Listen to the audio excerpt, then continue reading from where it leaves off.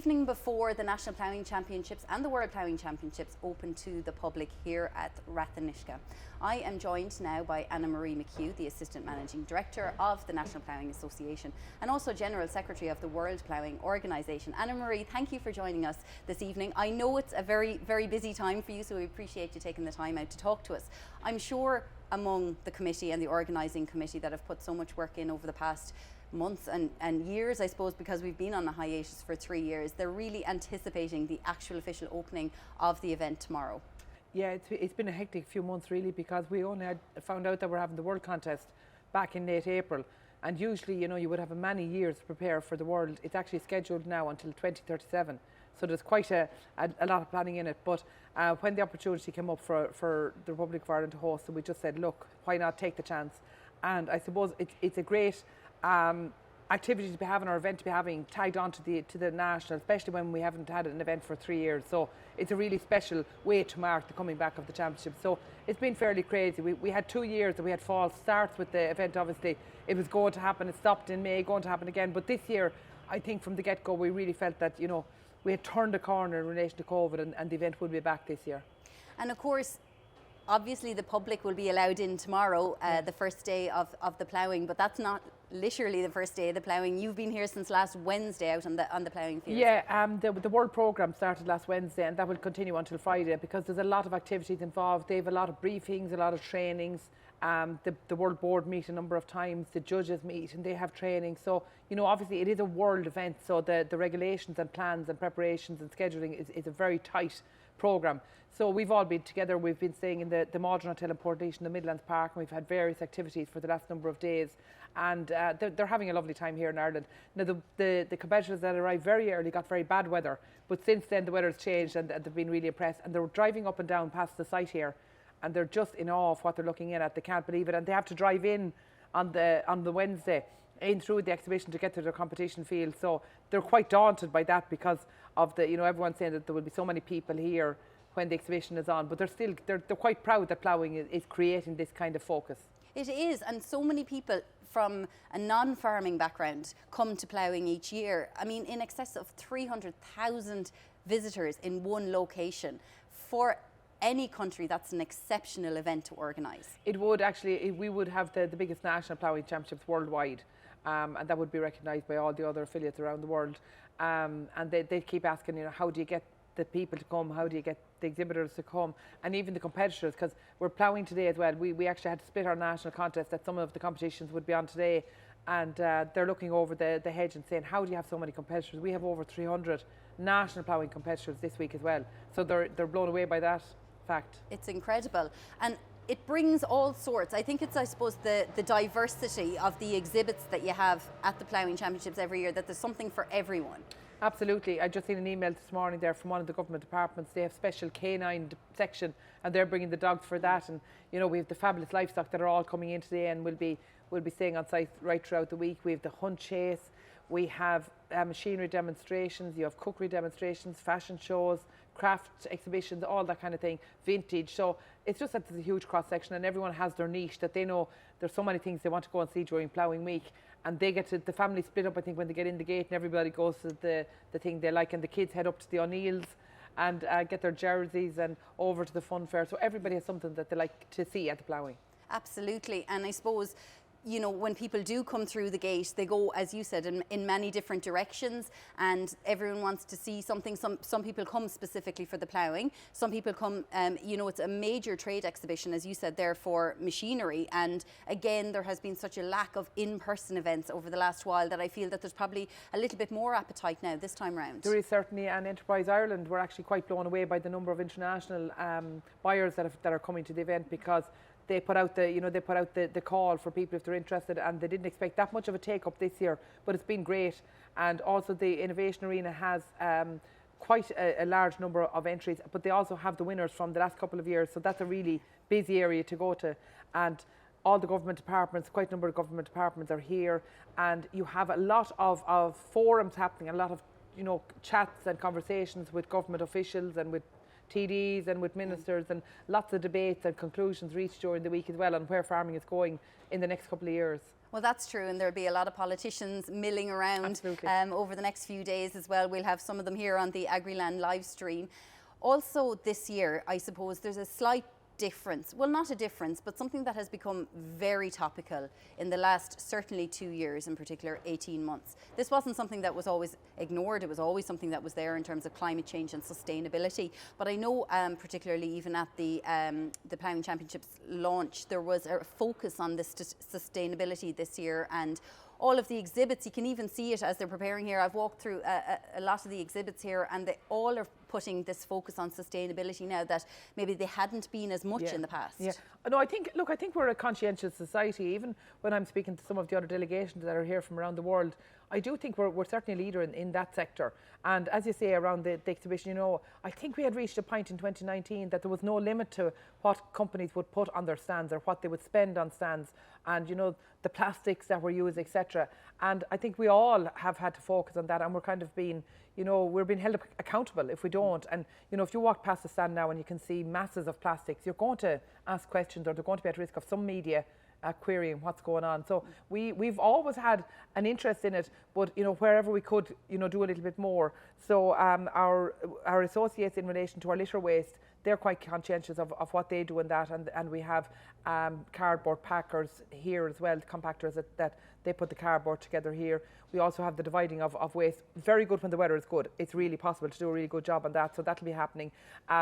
You have, I know Bank of Ireland, they're giving out little trees, again, for the carbon sequestration and all that end of it. And we have a really good project going along with CERTA, the new, it was Emo Oil, now they're CERTA. And they give out to me because I haven't got the wording right, but it's basically recycled cooking oil. And that's actually powering your lighting here today. Wow. Because that's powering all the generators that are giving lighting to the event. So that's a massive, I suppose, improvement in the couple of years, and that's the direction we're going. But I would always advocate too that, you know, a lot of the kind of tree huggers would be saying, you know, farmers are bad for the environment, etc., etc. But, you know, any farmer that I've ever known is they will do what they possibly can if they're given some assistance, and if they're put in the right direction. You know, farmers always consider themselves to be custodians of the land, not the owners of the land. It's there to be passed on from generation to generation, and they want the best for their land and their farms as they possibly can.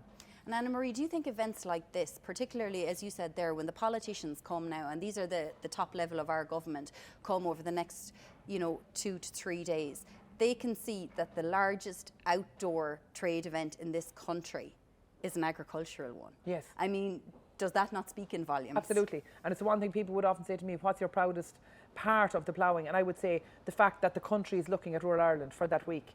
And, you know, we're strong, we have a big presence, and we have a big impact. And, you know, there's a lot of urban dwellers, and they might say, oh, it's not to do with agriculture. But, you know, a lot of them have some member of the family that are at the ploughing, so you are connected.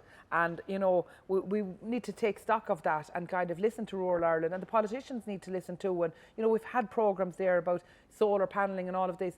And then you've had the experts saying that's fine, but it has to be cost effective. People want to do it, and I've talked to local businesses that have gone that route, but you need to have the cash to actually invest in order to get the grant. So it's making the packages right. But farmers, I believe, you know, they won't say no to something that's positive for the environment. There's absolutely no way, because they're working out in rural Ireland and in the environment at all times, and they want it right for their kids.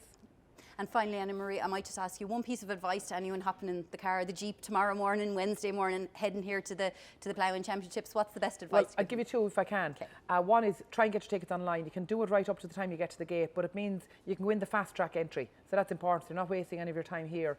And number two, turn off your sat nav and Google Maps, because from the time you come within at least 20 kilometres or 30 kilometres of the event, you're going to see ploughing directions. And the Gardaí have put a massive traffic plan in place. It's worked in Rathneska before, so if you do the same thing. And third, can I just throw in the third one? Just be careful to remember what car park you're in. Was it the green car park? Was it the yellow? And there's animal slogans in the car parks as well, and that'll help you just to make your day that much easier when you're getting back out in the evening. Anna Marie McHugh, thank you very much. We're looking forward to 3 very busy days here in Rathneska. Thank you.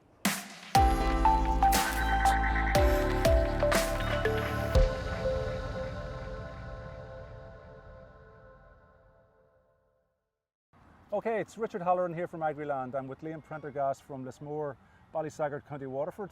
Now Liam, tell me, you've represented Ireland at the European Ploughing championships before. That's correct, yes. I ploughed in the vintage trailing plough class, representing Ireland, and we ploughed just on the hill above the stands, and the same, that was of a Tuesday, and I ploughed in the All-Ireland class, which I won as well on the same year. Congratulations. So that was the vintage trailing class. Now what we've here then is we've got the 2 for reversible ploughing, and we've got the 2 for conventional ploughing, which is a higher level than what I plough at. But you know the site? Yes, I do, yeah. It's brilliant land, but of course, as you can see with the hills, the higher the ground, the more stony it is, but they've picked a really good site here.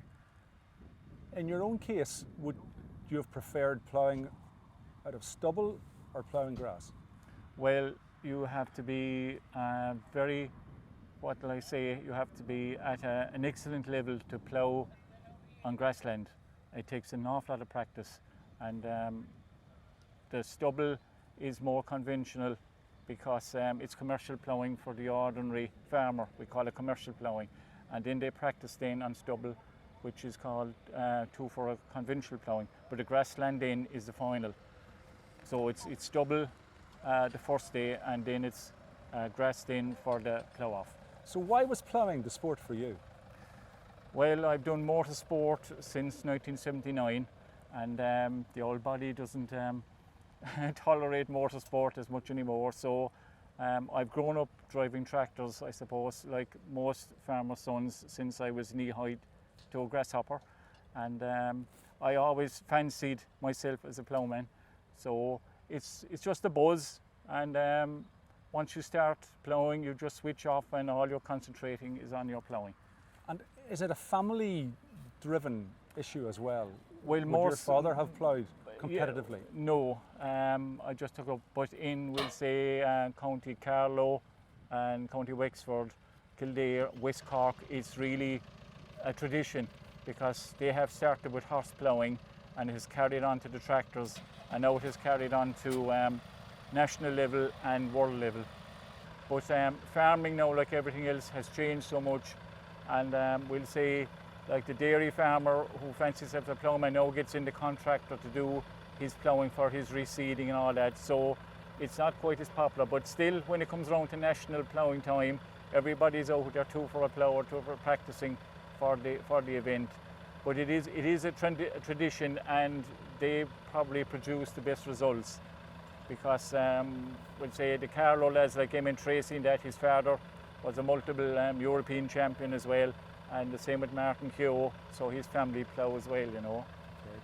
And conditions this week, how would you describe them? Excellent, because we've had a lot of heavy rain last week, which has walked down into the soil, because we're watching the national lads ploughing there today, and the top of the ground is very firm, but underneath it's nice and moist, so it's ideal ploughing conditions. Okay. And would you be hopeful of an Irish victory over the next few days? Well, looking at the way our top Irish lads performed today at their national class, they'll take some beating. Great some beating, in reversible and conventional. Tremendous. Listen, thank you so much for taking the time out to speak to me today. Welcome. Thank you.